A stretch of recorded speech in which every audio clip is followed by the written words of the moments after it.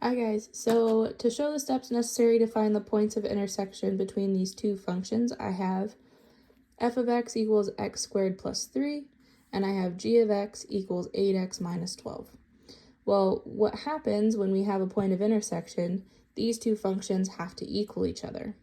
So that means that I would have x squared plus 3 equals 8x minus 12, or f of x is equal to g of x.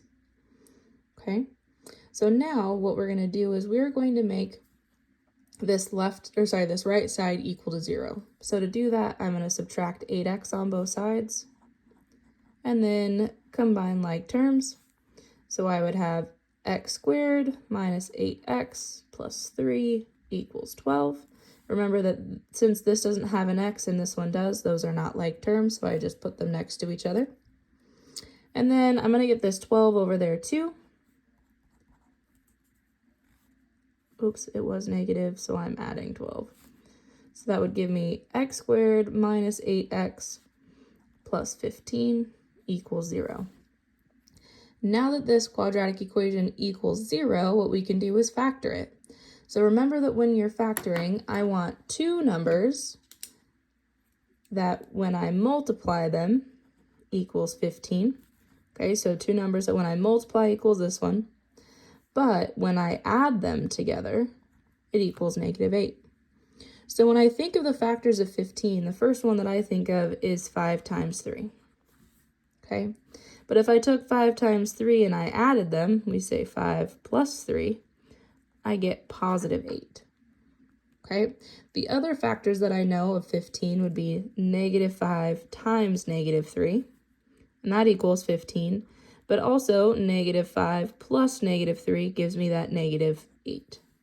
Okay, so these are the two factors that I'm going to use. So when I factor this, that gives me x minus 5 times x minus 3 equals 0. And now the zero product property tells me that either this product equals 0, so x minus 5 equals 0, or x minus 3 equals 0.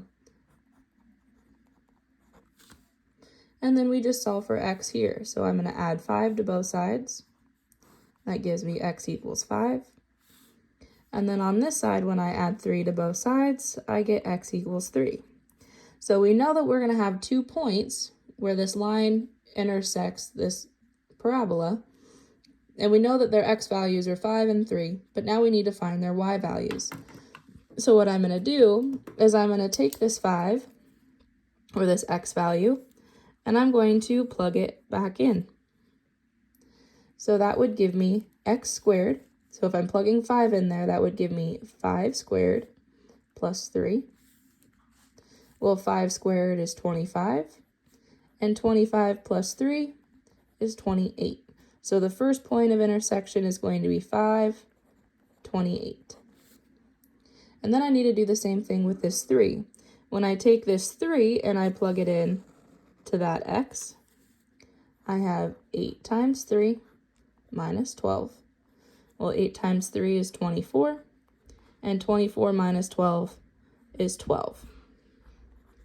So the point of intersection here is 3, 12. So those are our two answers, the point 312 and the point 528.